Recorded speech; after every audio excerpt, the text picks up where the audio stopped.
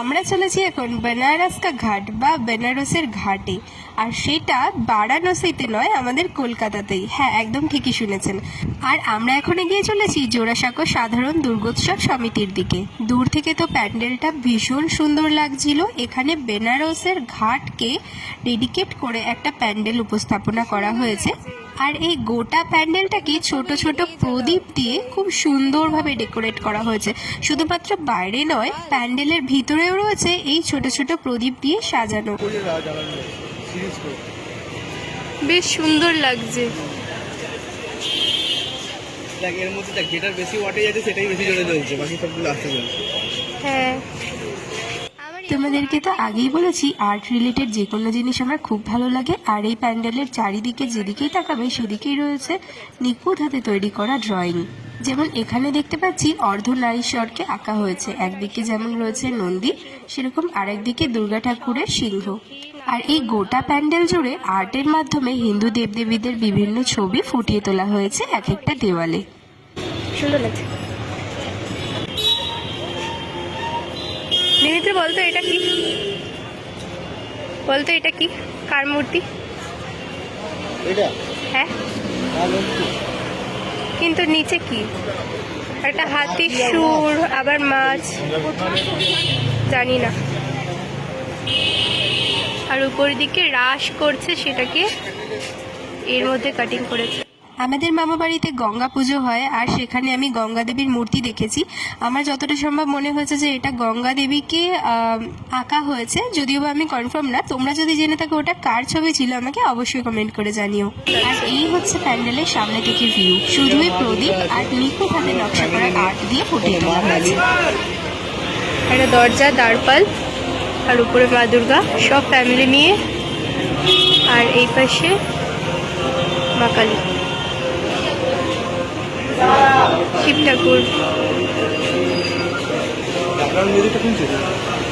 হ্যাঁ, উপরে দেখ নারায়ণকে কি সুন্দর করেছে। জোড়াসাঁকো ক্লাব, আর থিমের নাম হচ্ছে বেনারসের ঘাট। উপরে যাই।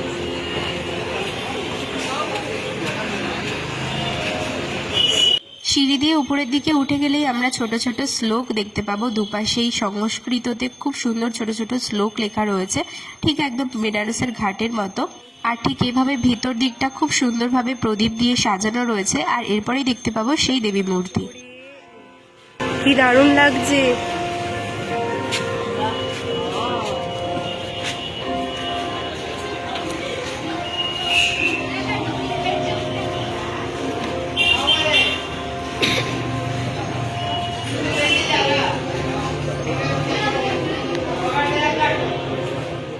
মন্দিরের উপরের দেওয়ালে চারপাশে হিন্দু দেবদেবীদের বিভিন্ন ছবি দিয়ে খুব সুন্দরভাবে চারপাশটা ডেকোরেট করা হয়েছে।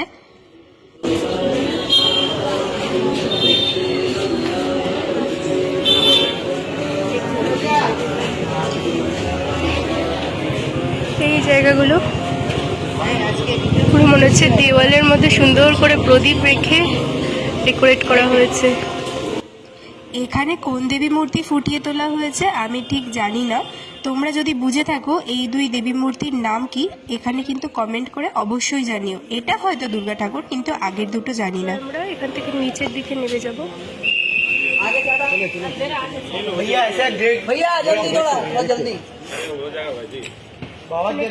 গঙ্গাতে যেরকম বেনারসের গঙ্গাতে প্রদীপ ভাসানো হয়, সেই জিনিসটাকে ফুটিয়ে তুলেছে।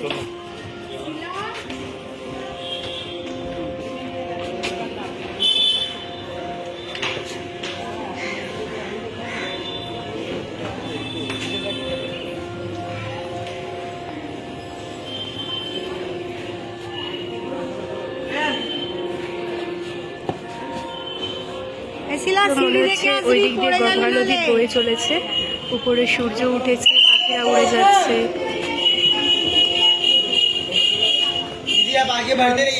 ওটা পুরো ফাঁকা।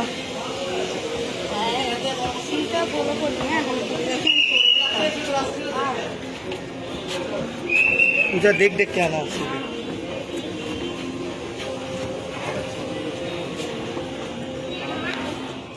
যেখানে দুর্গা ঠাকুর রয়েছে সেখান থেকে সিঁড়ি ধরে নিচে নেমে আসলে নিচেটা ঠিক এরকম দেখতে লাগছে।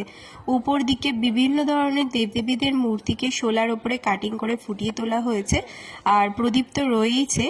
সাথে এখানে একটা খুব সুন্দর সিনারি রয়েছে যে দূর থেকে গঙ্গা নদী বয়ে আসছে, এই পাশে বেনারসের মন্দিরগুলো রয়েছে, নিচের নৌকো রাখা রয়েছে গঙ্গাতে, এপাশে একজন সন্ন্যাসী ধ্যান করছে। মানে ব্যাপারটা ভীষণ সুন্দরভাবে ফোটানো হয়েছে। উপরে আবার সূর্য উঠেছে, পাখিরা উড়ে যাচ্ছে, আর উপর দিকের পুরো আকাশটা ফাঁকা।